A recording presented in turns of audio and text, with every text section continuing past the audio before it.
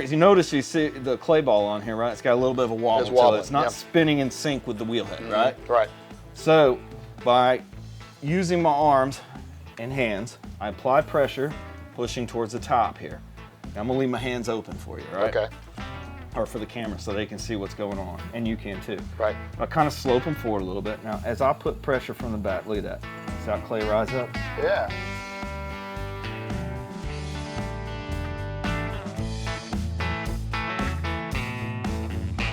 Hey there, and welcome to another edition of Around the Potter's Wheel. And today we are literally around the Potter's Wheel with Mike Fowler of Fowler's Clay Works. Hey, buddy. Mike, how's it going, buddy? It's going, man. This is I'm exciting, kind of huh? excited about this. Yeah. I mean, we're up and on it We're today. on it. We're right on it. Gonna be doing something around this Yeah, thing. we're gonna be doing something, man. So, special treat for y'all today is like with this podcast, decided that we'd like Mike to walk us through the process of what it takes to actually create a unique piece of art. Yeah. You know, and I was telling Fred earlier, you know, so many of you have come in and watched me work or seen Crystal glazing or my wife glazing or Karen sculpting, but you've only seen that little snippet. And you always ask those questions. They always ask those questions. You know, what does the clay look like? What does it look like when you're decorating it? What is that all about? Right. You know, and glazing. You know, what is glazing? You know, Until 10 seconds ago, I didn't know. Yeah, you didn't know, did you? Well, what I wanted to really do today was kind of do this little piece, and you thought it was a great idea, and we decided to roll with it. And we're going to take you through the steps of making a Fowler's piece, and we're going to demo a mug. That's one of our most popular pieces. I mean, who doesn't drink out of a mug? Whether it's coffee or hot tea or doesn't matter. Mixed beverage in the evening. Oh yeah, that's good. Yeah. So just so y'all know where we are, we're at Fowler's Clay Works, about 3 miles outside of downtown Gatlinburg. That's correct. In the arts and crafts community. Yeah. And the room we're in, if you come here, this is where you would actually come and take a lesson from Mike or one of his trainers. So there's many different potter's wheels I'm looking. There's about 7 of them, 8 including this one in this room. So you can come and actually get your hands dirty. Yeah, I mean we give that opportunity, as many of you know, or if you don't know and you're brand new to us, to come in and have the opportunity as a family or even a couple in the evening now, you know. See what it's like to make that piece, man. You know, when you're in what you're about to see, I make it look pretty easy, you know. But that's and I tell people, I've seen you work. It's ridiculous. I'm not even looking, right? I ain't looking. It's like you're just making But you know, but that's the sign of a true craftsman or in any trade. You know, like I always relate to, I make it look easy, but you ever watch a mechanic take a part out of a car engine? You see me or you do it? Above my pay grade, dude. And you know, and the other cool thing about this room is, you know, I mean, like I said, we make many memories here in here, man. I mean, we've made many good friends in here. People have had that opportunity, like we talked earlier, unplug for an hour, make that little bowl or that mug. They get it several weeks later and enjoy that piece with their own family. But the other special thing about this room, a lot of people don't realize, there's some that have been shopping with us since the beginning. This was my first shop. Yeah. This was it. Right man. here. This was it. Yeah. This was it. And grown since. Yeah, grown since, man. Yeah. So, you know, this room is special in a lot of ways. And it's really cool to be doing this video series and podcast in this room, you know. So I see a big block of clay. So where does this clay come from? Well, we get it from a distributor. I use 2 different distributors. I use one out of Asheville, North Carolina, and one out of Louisville, Kentucky. And what these companies do, they buy mined clay products. You know, clay comes from all over the world in different areas, and each region has its own properties. You know, it's this color, it fires like this. It's good to mold by hand, or it's good to press it really hard, you know, make tiles with or sculpt with, you know.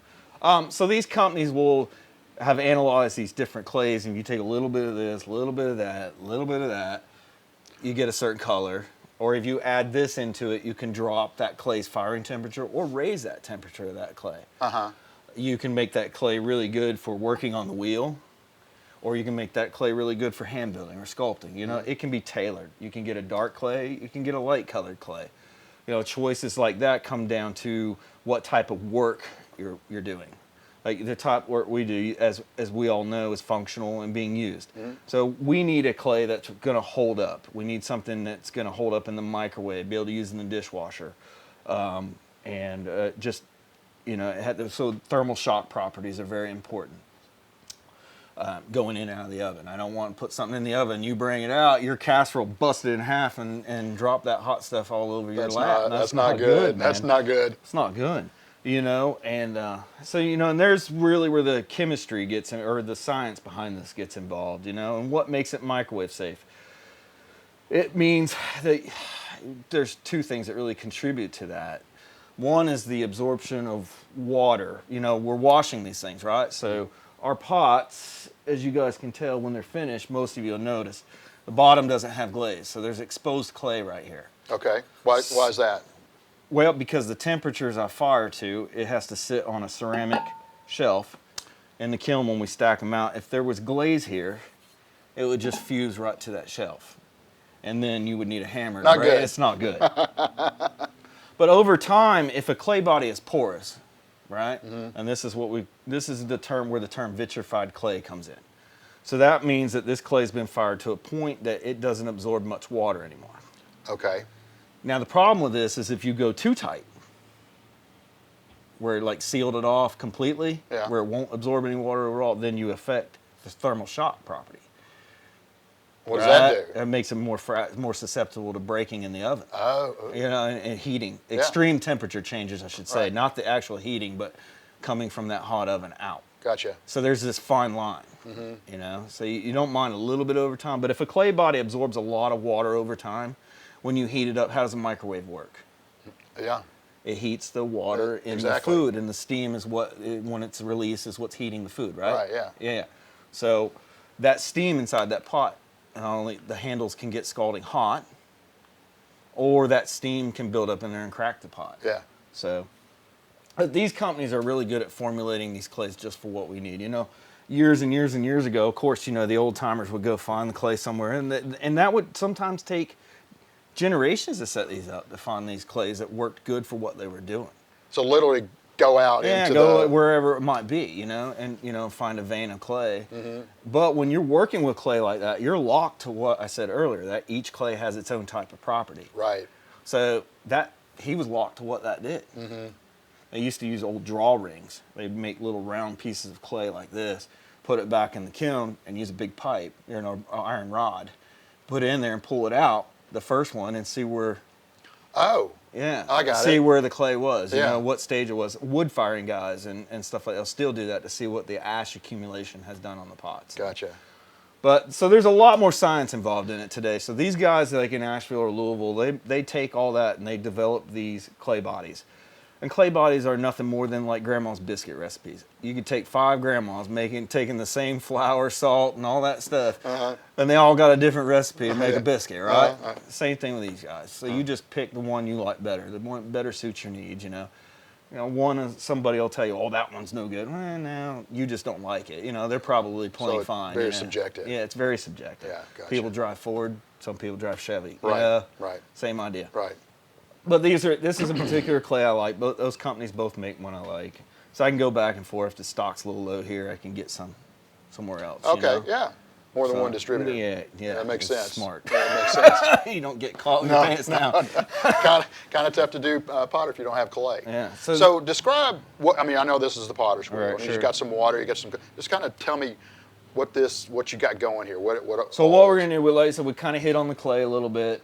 We've got a ball that's prepared. We've got the mug here we're going to put a handle on. You're going to see that. You're going to see me decorate it. We're going to talk a little bit about that. You're going to see a once fired pot. And then you're going to actually watch me glaze that pot. Okay. And then we'll talk about the finished piece. Okay, great. Yeah. So what are you going to make? So I'm going to make it, like I said, I'm going to make a mug. Something like that. Nice. So, you know, like when the clay, like I said, comes into us, it comes on a 25-pound block. And I've got an assistant named Bryson, which you guys might meet later sometime. You know. Okay. Bryson's worked for me since he was 16. And he's one of the most crucial parts of my operation. So he will do this all day long. So he'll cut a piece off. And, you know, if I'm making mugs, I might use a pound of clay. If I'm making bowls, I might use 2. If I'm making baking dishes, 4 pounds. So I give him a list. And the tubs that you see scattered around here, that's what he does. He keeps everything filled. So I cut it off, and that's what it looks like. Yeah, go ahead. Kind of feels like Play-Doh. Yeah, exactly. Yeah, that's cool. So he'll cut out the weights he needs, and he makes them into these nice little round balls ready for me to go. Mm-hmm. Nice, like a sous chef. Yeah, kind of like everything has to be done in steps. If you're making numbers of something, you know that's got to be, or you guys know with editing, it's got to be done in steps. It does. You know. So our profession is no different than any other profession. You know. Slam that baby Yeah, on the wheel. so there it is. There we go. All right, so you know the most important part of working on the potter's wheel, and this, a lot of people think this is the most challenging part of learning to do this, is centering. And you're going, what the hell's centering? Yeah. So centering, you notice you see the clay ball on here, right? It's got a little bit of a wobble to it. wobbling, It's not spinning in sync with the wheel head, right? Right. So by using my arms and hands, I apply pressure, pushing towards the top here. Now I'm gonna leave my hands open for you, right? Okay. Or for the camera so they can see what's going on, and you can too. Right. I kind of slope them forward a little bit. Now as I put pressure from the back, look at that. See how clay rise up? Yeah. Now It's gotten kind of conical, right? Right.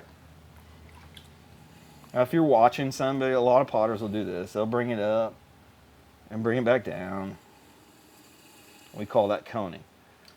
But again, back to that. So I'll push it up. It comes up into that cone, right? And this, whether you believe it or not, it takes more force than what you think. If I sat you behind here, which we're going to do at a later episode, and you're going to get blown away. There's going to be one bad mug, folks. And so once you push it, it rises up, right? Mm-hmm. So by holding that in place, and take my right hand, drop it back down. Now notice, we got something that looks like a hockey puck. Yeah. Can of tuna fish from old school, you know? Right. And it doesn't look like the flat tire on a car. No. Boom, boom, boom, boom. Right. Yeah. That's centered. It's getting together with the wheel. Yeah. This is the foundation of everything. If you're learning to do this, this is it. This is without a good foundation, just like a house.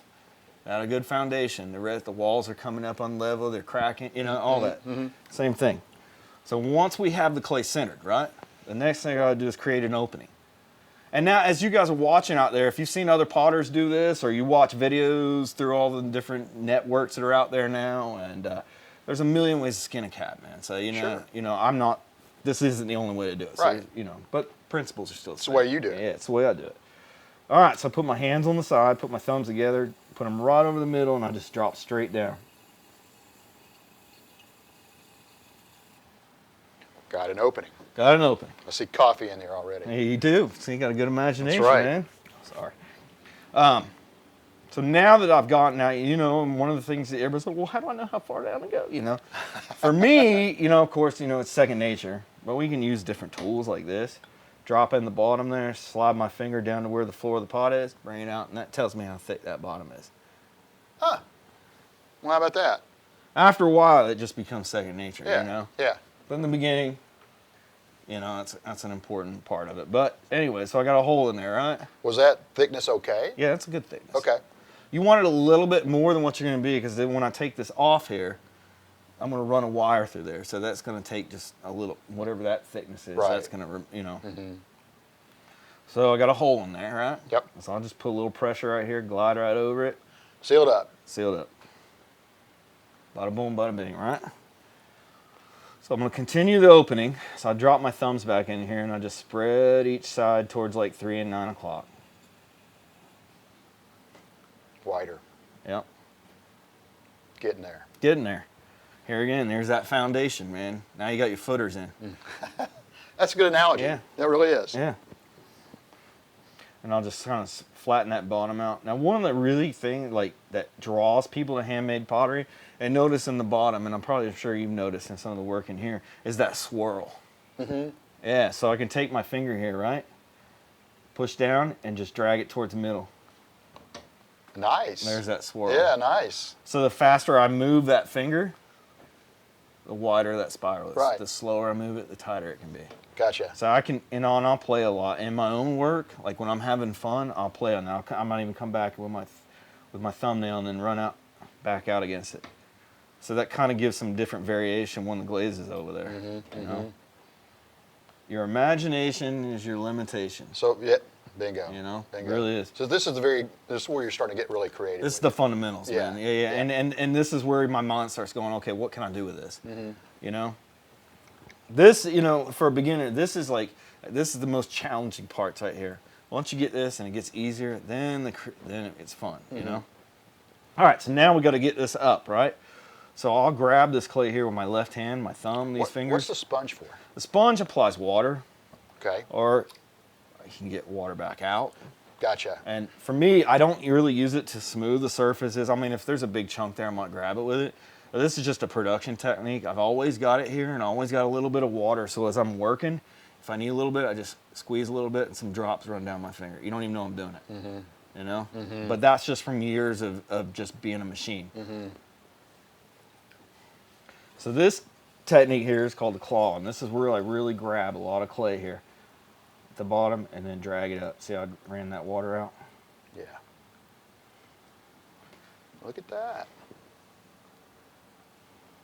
At this point, once I've got this wall beginning, I'll come in one last time here, my knuckle, get that up there. So you see folks, I guess, all the time, they get it kind of this stage and all of a sudden it just goes, Yeah. What happened there? What happened there? It's just, everything has to be right. So, and you've got to, you have to, you know, and I don't mean to sound philosophical, I don't mean to sound, you got to be at one with this. And everything has got to, every part has to be correct. One little variation, one little deviation from that. And you got a it disaster. goes. You know, you either like a lot of people when they lose them when they're dragging that clay up. Your natural tendency when you start doing this, and you'll see what I mean later in another show. When you start pulling up, your fingers are going to naturally want to work towards each other. Yeah. It's just natural. And that's not what you do. And that's not what you do. It's an even spacing. But when the beginning, everything always feels like in the beginning like it's about to go chaotic on you. So your mind is like trying to fight all this, and that fighting is actually what destroys it. So you have to learn like one with the yeah, clay. you really do. I mean, it sounds but really, and what's going on in this process? You know, people call it pulling a wall, stretching a wall. You're not really pulling. You're just kind of guiding the clay where it wants to go. So when you really get a good grasp of this, you notice here as I'm pushing, you see that ridge that was created there? Yeah. Right? That's the clay that wants to get spread into the wall. All right? Okay. And so without an even balance, without a reinforcement here when I did that, if I just did that, it just would have closed the pot up and made the walls uneven, right? So I had to push in from here as I did that. So that's why you had your hand inside of it and outside of it. yeah, That's yeah. the support. Yeah, so there, you know, now once I've got that set up and ready to go, now watch my fingers here. Notice how they stay behind that ridge all the way up.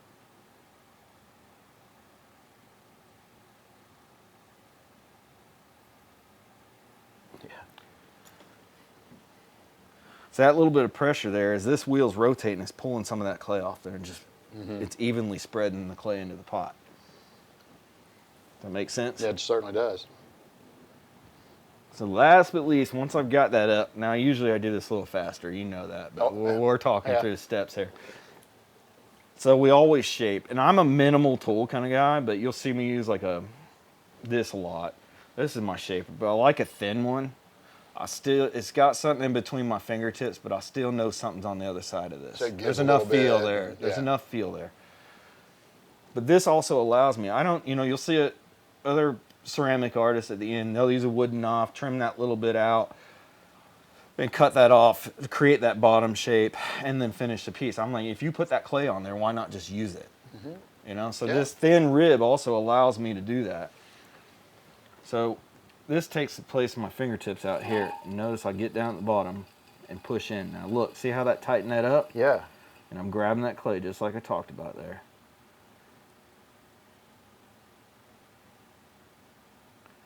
Wow. Smoothed it out. Yep. There'll be a little bit down there we'll have to clean, but it's not much.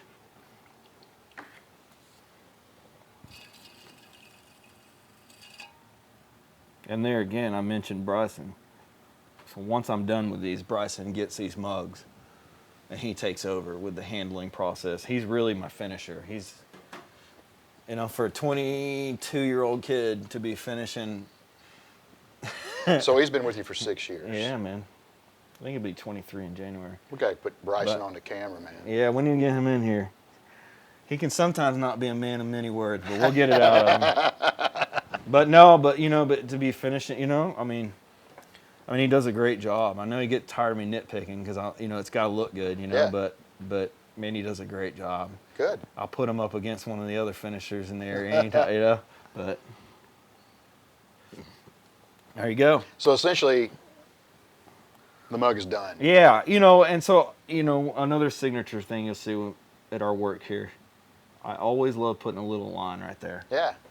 I think it just it divides the pot up a little bit, makes your eye stop, notice that. And it's a trick too for Bryson. He knows right where to start that handle. You know, Good guy. He doesn't have to think of it, right. You know. And he'll start it there and then bring it into that. But yeah, and you know, and then another thing we might do a lot if I'm not doing production mugs or something like that, I might go back and put some more detail in like that. And that was just with my thumb, you know. So, but that really breaks the glaze up and gives it a lot of that real. A little depth. It makes you just look and wonder, you know, what's going on in there. You right. know?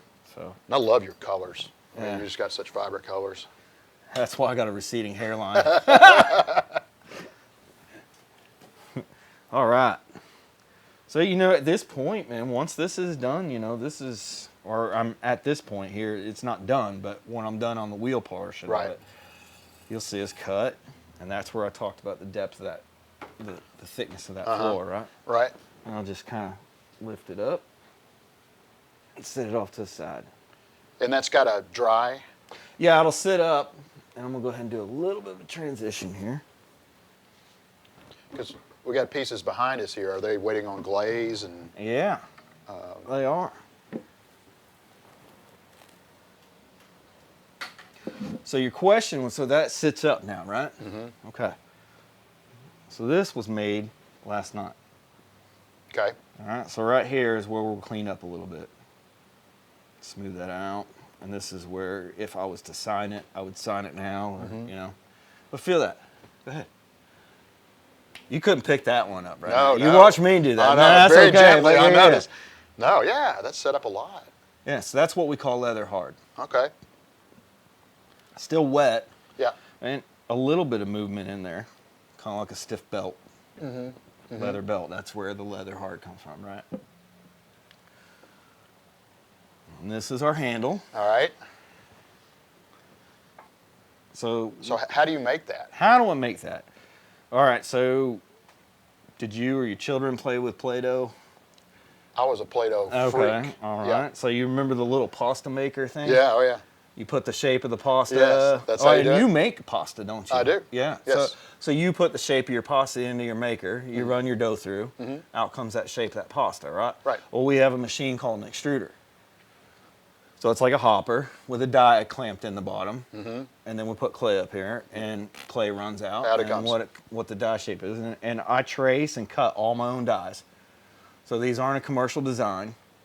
You know, I absolutely, you know, and I'm constantly tweak them, you know, and think about something, and that one needs to be a little thicker through here, or feel a little better, a little more glaze movement through there. I might make those humps a little higher, you know? Yeah. But yeah, all the dies that you see, the handle shapes on the pots, or anything we run through the extruder, are all my design. I cut and make the die. Yeah. What's the die made out of? It's usually a hard plastic. Is it? Yeah. So we'll have the handle, we'll smooth it out. And again, I'm going to give credit to Bryson, man. He handles hundreds of these mugs, man. Bryson, you're a star of the show, buddy. And we'll smooth anything out. So I'll set that there. Another tool here, or another part of our arsenal, our secret sauce, is what we call slip. And slip comes in different things. And it's basically, I'll show the camera here. So it's just a watered down slurry of the clay I'm using. Okay. All right. A lot of people will think of it as like a glue. Okay. All right. I'm gonna try and do this in a way so you can see. And what I like to do is go ahead and set myself up Pinch that out a little bit there, pinch out a little bit there, right?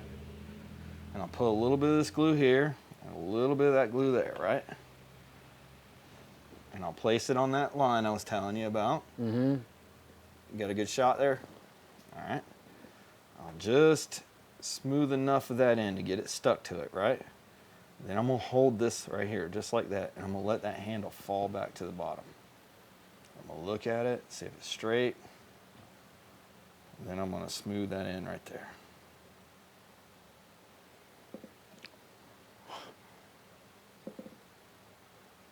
And then I'm gonna come back. And you'll always notice, or at least on most of them, there's like a direction going that way, and a pull that way, and a pull that way. That makes sense. Yeah. Yeah. It just gives it extra visual appealness to it. Yeah. You know, more reason to stare at it, you know. Right. And then I'll always come back, put my hand here, give it that nice curve. Look at it, tweak it. There you go. Wow. So the function of the slip, I said, you know, a lot of people relate to it as a glue, right? Mm-hmm. But really what it's doing is it's re-softening the surface here, softening the surface of that, right? Mm-hmm. And then as this dries, it all becomes one. Yeah. It homogenizes the handle to the cup. Gotcha. Right? Does that make sense? Of course, you know the size of the thing to do to fit a hand and all of that. And you know, and if you want it to fit a hand, it's a great thing, man. You want it to be just a little bit bigger. Right. Because everything shrinks. Yeah. And it does? Yeah, we get about a 12 to 14% shrink. Yeah. Okay. Depending upon the moisture content of the clay once it comes in. Mm-hmm. And most of the shrinkage happens in the drying. Mm-hmm. So, you know, but like I said, I can totally see a nice piping hot coffee. Yeah. Right there. You know, and another little thing we like to do, a lot of people love it. And we're not the only potters that do this. Let's put the little thumb thing on.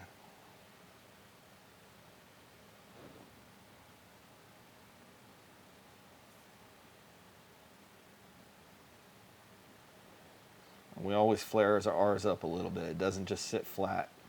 It doesn't go straight across. Got that little flare. Back up. So when you're drinking it, if you're holding it this way, you got a nice balance right there. Or if you're going this way with it, it pulls back thumb guard. up. Yeah, it pulls back up a little bit. Yeah, nice. Yeah. It's a nice touch. Yeah.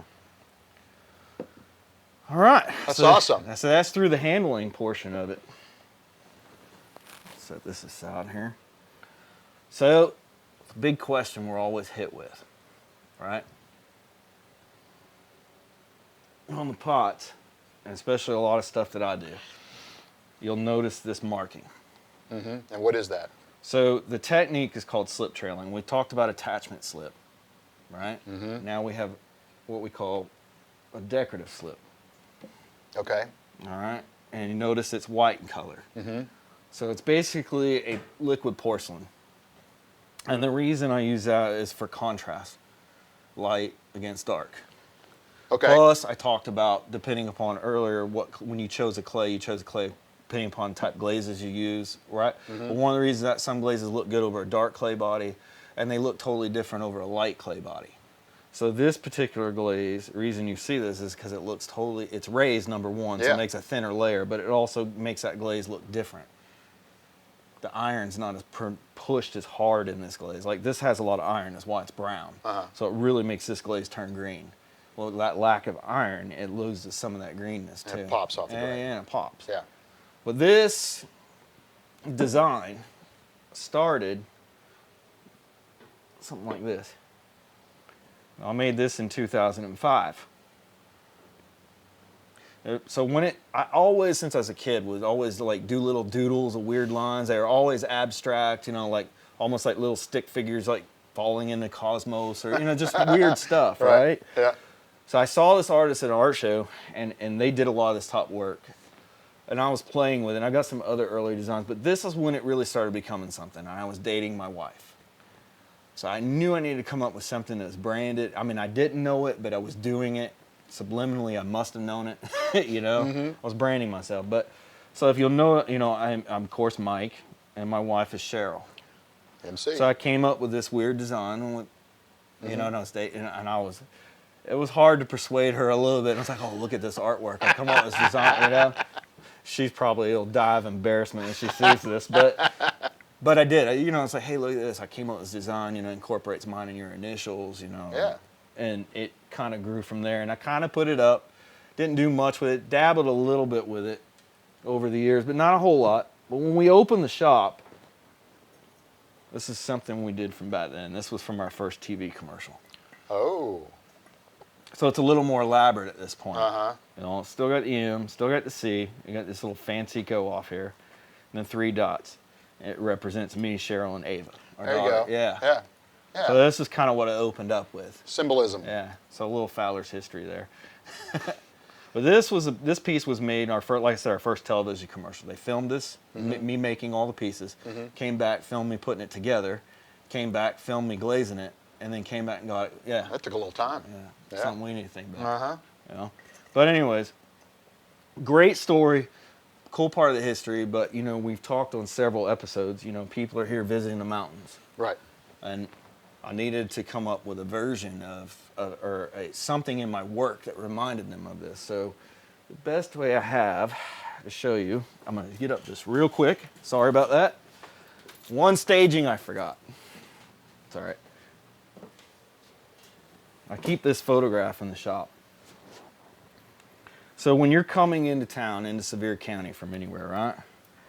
Especially when you catch a view of Mount LeConte, and you look on one of these clear days. You've seen these clear days. Oh, yeah. You're rolling in. You can see all these ridges and hollers. So you'll notice as these ridges go up, they start these little crazy lines working their way to the top. So when you see it, this was kind of my... Oh, that was your inspiration. Yeah, that was my inspiration. Nice. You know, and so, each one's done by hand, which I'm about to show you. Uh-huh. So some pull it off a little better than others.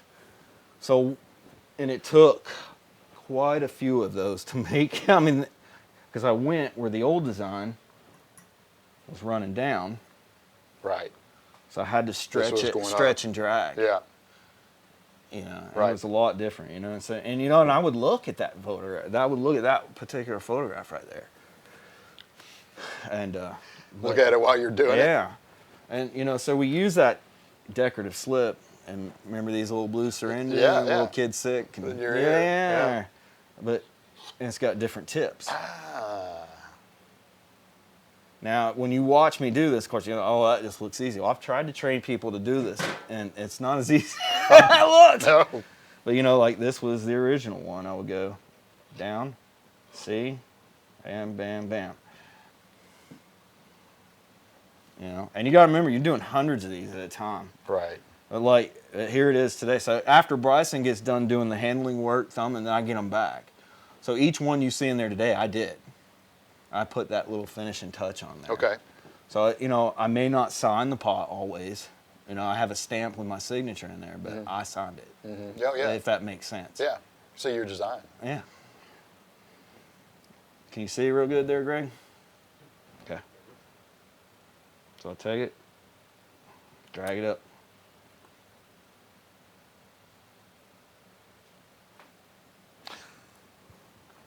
And then when the glazes flow in around it, it really pulls it off, you know. Yeah. And this ain't my usual environment to do it. I usually Right. got good bracing and, like, you know, but it's all about that hand. Yeah. You know, I learned that a good friend of mine, Samuel Reuter, a watercolor artist, is one kind of worked with me on drawing.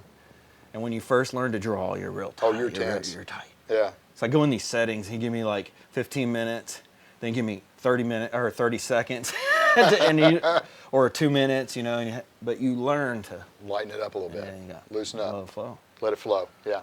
So we've gone through the making, the handling, decorating portion. So that pot will completely dry, right? And as you guys can see on the shelves, we've got some different stages. Those are kind of wet, see, darker, drier. So once they're dry like this, and that's what we call bone dry, that lighter color, the moisture is evaporated out. It probably still has a little bit of moisture in there, but not enough, you know, not much. We load it in a kiln and fire it until about 1850-ish. So this Fahrenheit. has no glaze on it. This has no glaze on it Okay. right And now. sure, you're just trying to get it dry. Yeah. So we fire it, you know, like I said, it burns out impurities. And, you know, there's glass in the clay, and that's what actually holds it together. There's silica, right? So there's like in clay has fluxes in it, causes that silicon, and that's what binds it all together. You know, so it's hard. Now this is, remember we talked about vitrified, right? This clay body is still very full porous. Okay. All right, and that's key to when we glaze. Yeah, go ahead. What do you think? Nice. Now you notice how while I'm setting this up, look at the bottom. That's a coating of wax. We talked earlier about not having glaze on the bottom. So we use paraffin wax in a hot pan. So crystal in there. Just kind of dip it. Yeah. So that's the stamp I talked about with my signature in Fowler's Clay Works.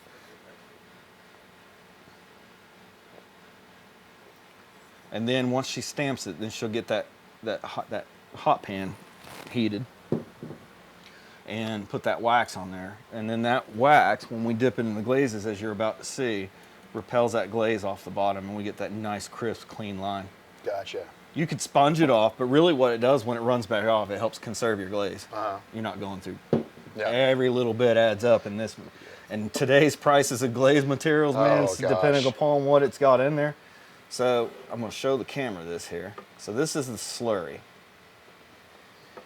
So this is glaze. This is glaze. Okay, so you told me. Well, let's share it with the audience. What is glaze? So glaze is basically a mixture of glass, or it's a mixture of many different minerals, including glass. So the glass former is, of course, ground silica.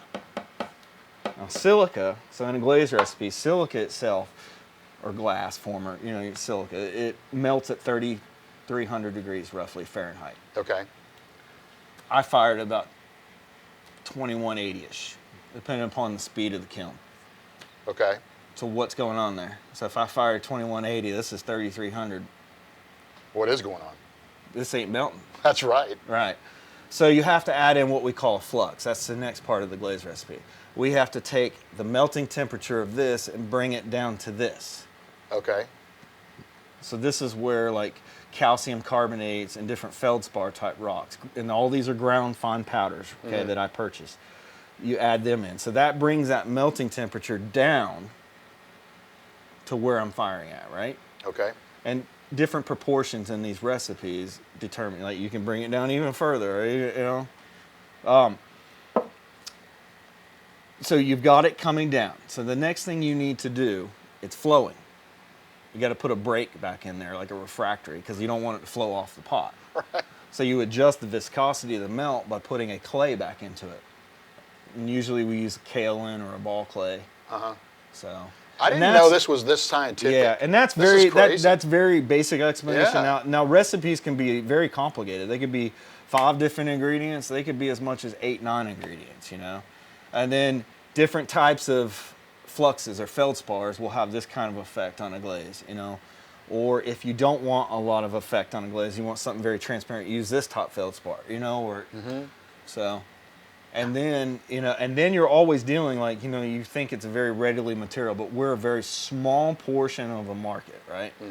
So a lot of these ingredients are going to the coatings industry, like paints, things like that. Right. Or nowadays, the electric car movement, man, a lot of our ingredients are getting stopped and put into lithium battery processes. Yeah.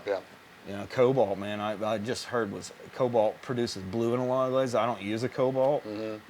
I have a different way of getting my blue to happen, but I just heard it was $120 a pound. And a decent sized glaze, that's, you could use it probably up in a decent volume of glaze, you could use a quarter of that. And if you're going through that much glaze, that's quite a bit of expense, man. That could and kill you. lithium carbs, $60 a pound. Wow. Yeah. I got one glaze that has almost that much in it. Really? And I go through that glaze quite a bit. So, and when I first started buying it, it was around $24. Yeah. Everything just in 8 years, man. But some other stuff stayed relatively cheap, But anyways, so you got all these things, so these different types of materials, and that's really where you learn to make. I always tell beginners, don't worry about making glazes right now. There's plenty of good commercial glazes out there. get good at the making, and then move in this, because you're going down a whole new rabbit hole when you get into this. It's not just mixing a recipe. I could give you one of my recipes, you go mix it, and 9 out of 10 are probably not going to get it the way it looks Yeah. to me, you know? I hear you. Because style, way I fire, the way we apply it, how much water we mix into that glaze, what I bisque fire to. All my kilns are computer controlled, and I write all the firing programs in there, and constantly monitor it and keep it within, Wow. you know. And you're lucky because your kilns are out back, Yeah. and you have a nice stream to look at down there, and a whole bit. So it's definitely the mountain approach up here. So applying the glazes, there's many different ways. Glazes can be brushed, they can be sprayed. We do mostly dipping here. Okay. All right. So first thing I'm going to do, and what I'm doing for you guys, is actually this top portion here. Not the cream color at the bottom, but the top portion here, which in our shop we call our dark ocean blue. Okay. All right. So it starts with just a little dip in that glaze right there, and I got another. See, just a little bit, right? Now I got a question for you. I should have asked you first. What color do you think that's going to be? I guess blue, but I would have said like gold or something like that. But This is our black. You're black. Yeah. Wow. So this glaze actually becomes black. Huh. And you'll notice I only did a little bit here, and I talked about this is what's going to make this finish here. Most of our glazes that you see in the shop are combinations of 2 to 5 different sequences layered to create the overall effect. You'll have a color like blue, but if I take this blue and put it over black, I get that. Yeah, different. And that by itself is our Stormy Mountain Night. But so now you notice I talked about the clay being porous. It almost acts like a sponge. You couldn't touch that glaze a second ago. What? Yeah, it soaked all the water up. And then remember I talked about in the glaze mix, the clay acted as a refractory right during and adjusted the viscosity of the glaze during the melt, right? It also binds it to the pot while it's sitting here waiting to be fired as a dual roll. That's cool. So once that's set there, and like we got hundreds of these going on, so we'll go down and do all the rims, Right. or we do it in sequences. Clean this off a little bit here. But normally I would be doing this, of course, in a bigger setting, but Right. And as you can already figure out, this is going to be our blue. A little pink in color, but Yeah, that's what I would have said, blue. yeah, yeah, you would have been like, yeah, that's going to be blue. Yeah, Or awful about it, right away. But if you didn't know, you go in there. Right. So it's not like painting. A painter will mix yellow and blue, makes green, right? Don't work in our world like that. Again, I told you that's a glass layer on that pot, So we're dealing with melting glass, and different metals in those glass mixes make the different colors. And this one has a certain flux that black doesn't have, but when that black has a different flux. But when those fluxes come together, you get this crazy variegated pattern, Yeah.